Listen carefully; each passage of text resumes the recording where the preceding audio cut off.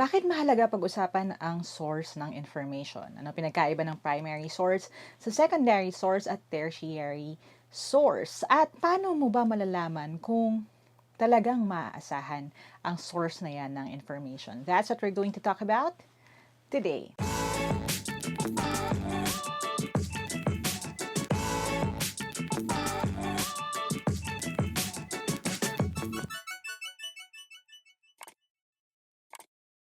Hi there, thank you for checking out my channel. Thank you for clicking on this video. If this is the first video you're watching from my channel, I make educational and motivational content. So if you don't want to miss any of my new uploads, don't forget to hit subscribe and hit that bell icon. Now, yung topic natin today is not just about research writing. Although it is going to be part of an entire series pagdating dyan, pagsusulat ng title, pagsusulat ng RRL at iba pa. But this is going to be essential para sa lahat dahil ito ay gagamitin natin sa day-to-day lives natin. Gaano ba kahalaga na alam mo at sigurado ka na reliable ang iyong source. Now, let's jump into yung 3 main reasons why dapat credible ang iyong sources. First reason, you have to make sure na reliable ang iyong sources para maging clear ang iyong message. Maging clear ang iyong research paper, maging clear ang iyong message, post, interaction o kahit ano paman yan. Kapag hindi reliable ang ating source, kapag ito ay muddled, ito ay nahaluan ng ibang mga bagay na hindi totoo, pwede siyang magkaroon ng ibang perspektibo, ibang bias, o ang pinakamasakit sa lahat, pwede siyang mahaluan ng misinformation o ng kasinungalingan. At ayaw natin yung mangyari. A lot like when you are printing ang inyong mga research sources using a printer na hindi gumagamit ng genuine inks. Now, I am an advocate for using genuine inks only sa inyong printer dahil nasisigurado nito na ang bawat printout ninyo ay clear. At isa pang bonus, masaya ako kasi pagdating sa mga printouts ko using my Brother printer and yung ka-pair niya na Brother Genuine Inks, pwede ko pang i-highlight yung aking mga readings, which is very important para sa akin. So again, when it comes to your sources, much like trusting only genuine inks, you have to trust credible sources para malinaw ang iyong message. Now, the second reason kung bakit kailangan credible ang iyong resources at ang iyong sources is because you have to make sure that the truth doesn't fade over time. Ano ibig sabihin nito? Kapag tayo ay nalulunod o napapaligiran ng maling impormasyon na rooted sa maliring mga sources, ang nangyayari yung katotohanan ay parang lumilipas, no? Parang hindi siya masyadong naaalala. Kasi nga natatabunan na siya ng maraming hindi reliable na sources. So, anong kailangan natin gawin? Again, much like Brother Genuine Inks, na kapag gumamit ka ng fake na ink, ay nag-fade over time. We have to stand for what is true. Kaya napakahalaga na lahat tayo may critical thinking skills. We have to keep questioning, is this a valid source? Now, the third reason why you have to do that is actually quite personal. Hindi lang para sa akin, pero para sa inyo rin. When you use sources na hindi credible, pwede niyang maapektuhan ang sarili ninyong integrity. So, in order to protect yourself, you have to make sure that you use the right sources. Imagine standing sa isang panel, no? Kapag kayo nasa thesis defense, tapos bigla pa lang hindi valid yung iyong source. Diba? Nararamdaman na natin na parang nakakahiya at hindi rin tayo maaasahan in the future to write other research papers dahil nasira na ang ating credibility. It's the same way when it comes to, again, using hindi genuine na inks. It destroys the printer from inside. Yung ating printer head ay natadamage, nakakclog, o kaya dahil may mga additives ito, ay nako-corrode siya over time. So, to protect ourselves, to make sure na ang mga future natin pang isusulat ay maaasahan din. At tayo mai-invite sa mga future pa na mga panel, future pa na mga research opportunities, we have to make sure that our credibility rests on good and valid sources. Okay? Now, it's time to move on sa part 2 ng discussion na ito. We're going to talk about the 3 types of sources. The first one is what we call the primary source. Ito ay first-hand information kasama ang mga documents that were produced and written by people at that same time period. Now, dito rin papasok yung iba-ibang pangklase ng primary source like these.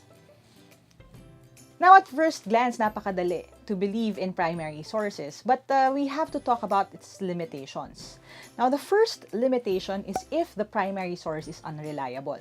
Ano ibig sabihin nito? Kung ang nagsulat ay isang kilalang sinungaling na tao, ang mga sinulat niya ay kadalasang hindi based sa katotohanan, kung ito ay work of fiction na inakala ng mga tao or tinuturing mo na fact, medyo magkakaroon tayo ng problema dyan. Well, hindi medyo, magkakaroon talaga ng problema dyan dahil nga kasinungalingan yung nakalagay doon sa primary source na yan. Now, kung reliable ang author, the next thing we have to ask would be ano ang scope nito.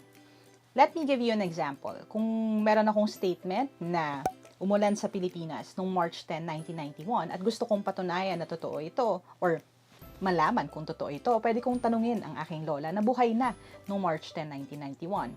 Kung sasabihin ng aking lola na reliable naman at credible dahil hindi naman siya sinungaling, na umulan noong March 10, 1991, natatandaan niya pa ito, o kung may diary siya at naisulat niya na umulan nga noong March 10, 1991, ibig sabihin, totoong umulan.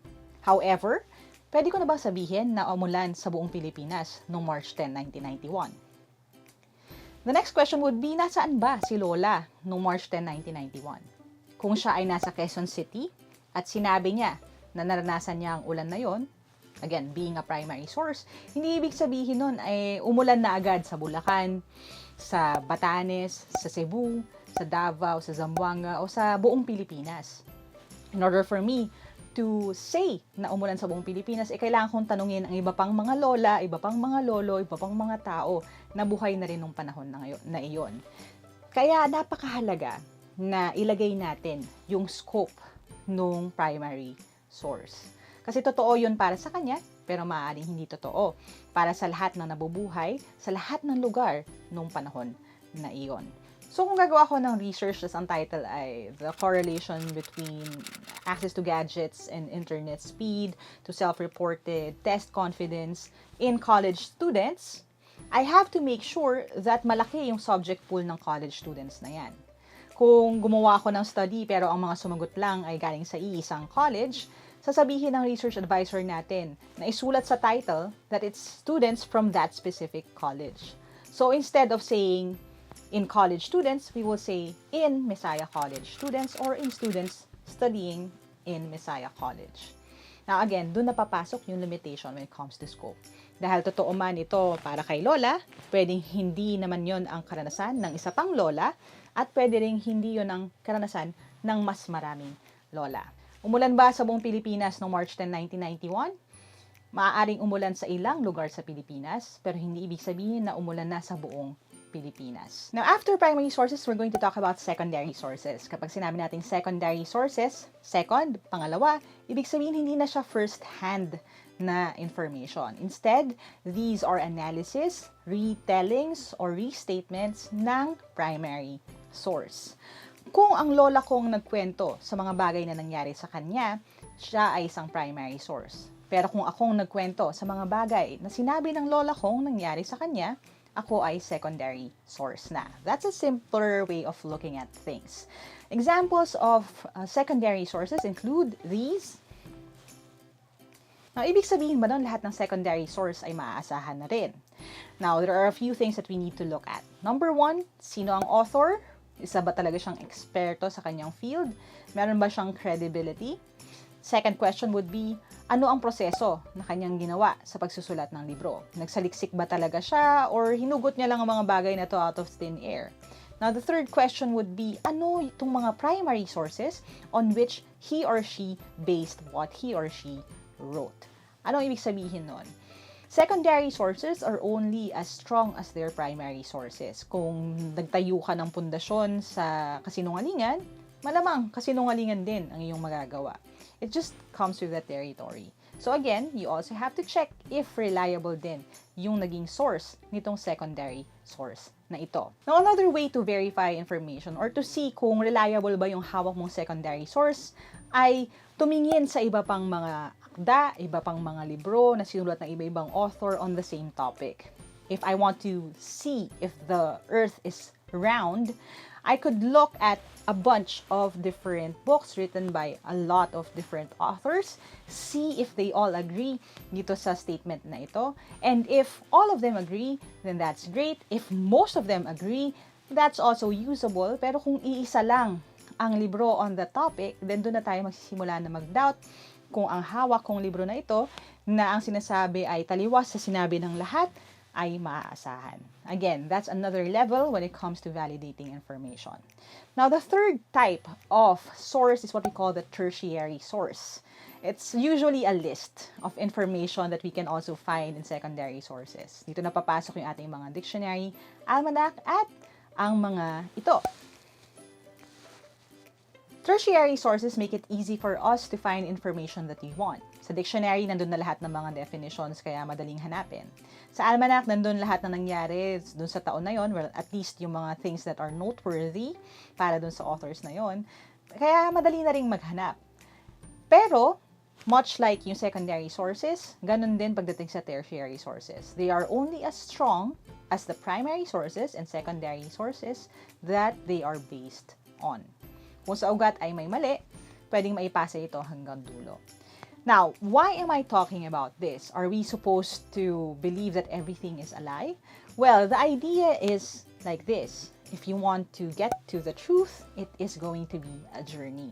Napakahalaga para sa mga tao na maging mapanuri, na magsaliksik, na magkaroon ng critical thinking skills. And that is something that you will use not just in research writing, but again, in life. Now, I hope nakatulong itong video na ito sa inyo. Whether it's with your ink or with your sources, always look for something that is genuine. Again, thank you to Brother Genuine Ink for helping me make this video. If you want more videos, don't forget to subscribe. Hit that bell icon. Let me know din kung anong gusto nyo pag-usapan natin sa susunod, whether it's going to be in this research playlist or sa iba pang topics. And if you want to reach out to me directly, find out more information about what I do, you can go to www.facebook.com/Team Lyqa. Thank you for watching. As you always say sa channel na to, never stop learning. Aja, kaya mo yan. I'll see you in my next video and bye for now.